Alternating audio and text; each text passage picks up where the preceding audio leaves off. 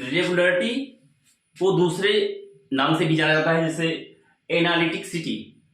Regularity को एनालिटिकसिटी से नाम से भी जानते हैं। रेगुलरिटी को मेरे को चेक करना है कॉम्प्लेक्स एनालिसिस में। सबसे पहले मैं रेगुलरिटी को with help of regular point की हेल्प से देखूंगा। मेरे को क्या करना है कि रेगुलर पॉइंट के बारे में सबसे पहले जानता है कि अगर मेरे पास रेगुलर पॉइंट हो जाएंगे तो मैं किसी भी फंक्शन की रेगुलरिटी को तभी तो बता पाऊंगा।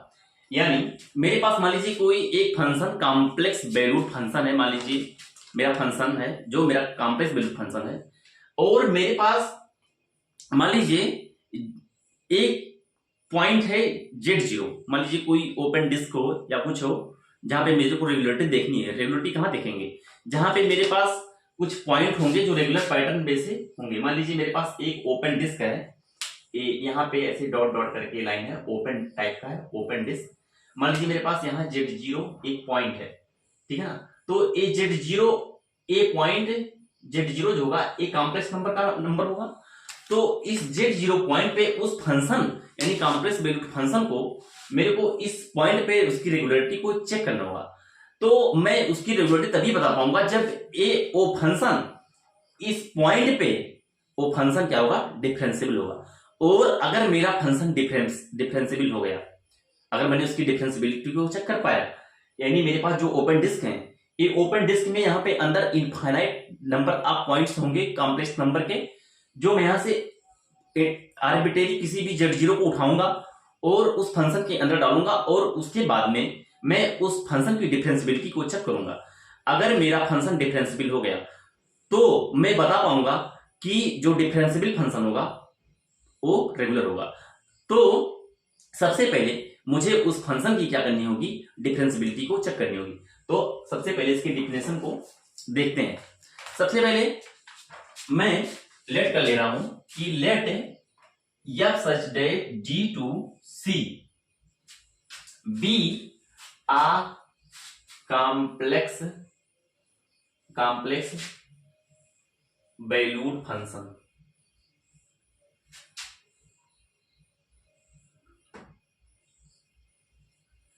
ठीक है ना। f such that d to c be a complex valued function, okay, and z0 belongs to c।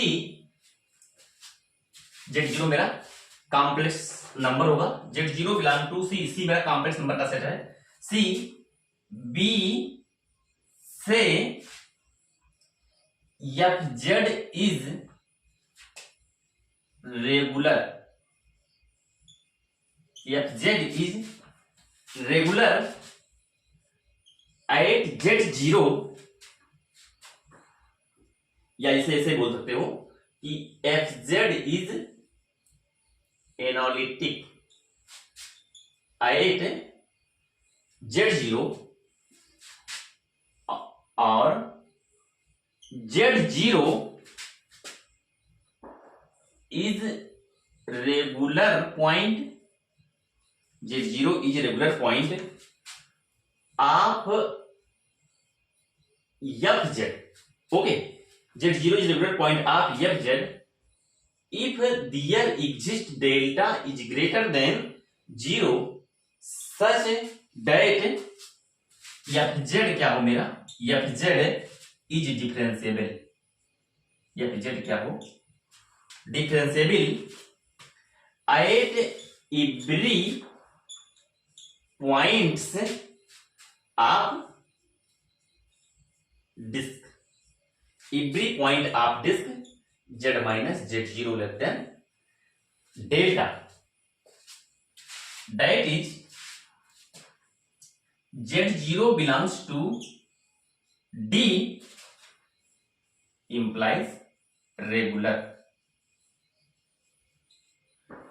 imply to regular if there exists delta is greater than 0 and neighbourhood of z0 यानी z minus z0 less than delta, okay. यानी जो fz is differentiable eight every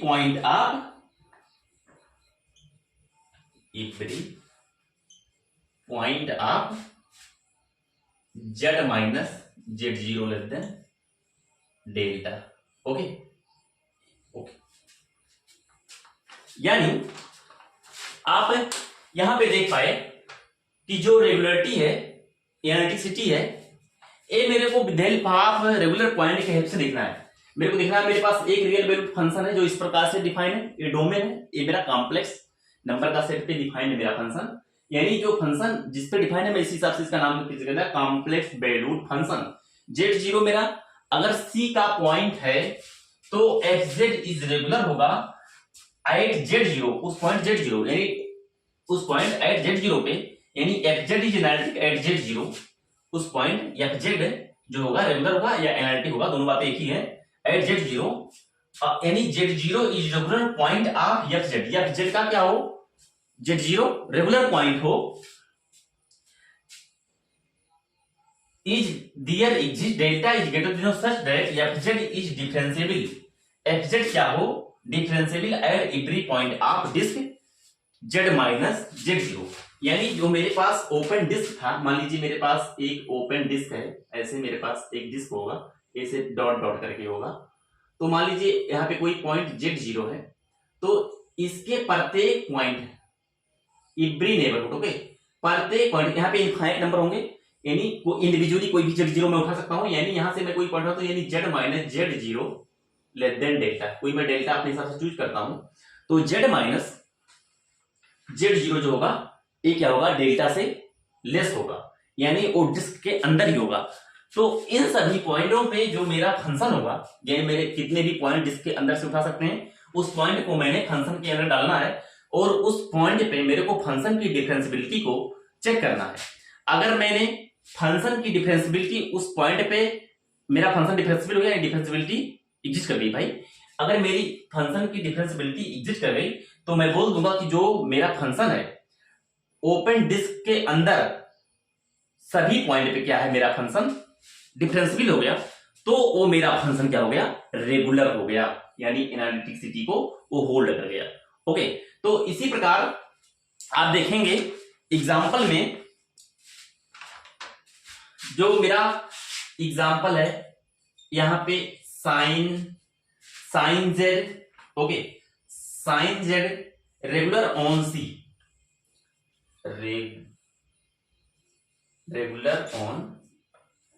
regular on C, okay, इसको आप देख लेना। और इसी वे में आपके जो होंगे साइन जैसे हो गया, ऐसे इसी प्रकार जो आपका sine hyperbolic z, cos hyperbolic z, okay, e के पावर ए जेड और polynomial p z are regular on C. ये जो मेरे sine hyperbolic z, sine z, cos hyperbolic z, e के पावर ए जेड और पॉलिनोमियल, ये सब क्या हो गए, रेगुलर ऑन सी, यानी कॉम्प्लेक्स नंबर पे मेरे क्या सब है, रेगुलर है।